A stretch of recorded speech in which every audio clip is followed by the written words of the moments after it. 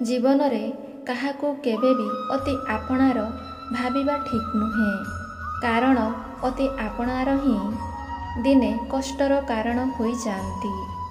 परम शत्रु जदि तुम पाखरे शरण पशिला ताहाले जानी रख भविष्यत रे से तुमर बड़ अनिष्ट करिवो।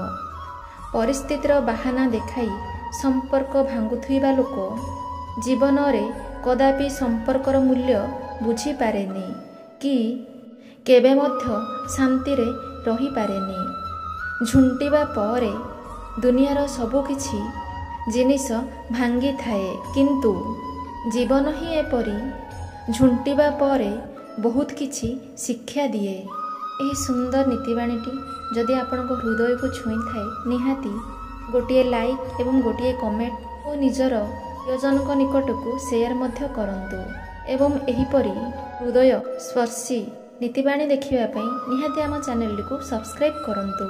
जय जगन्नाथ।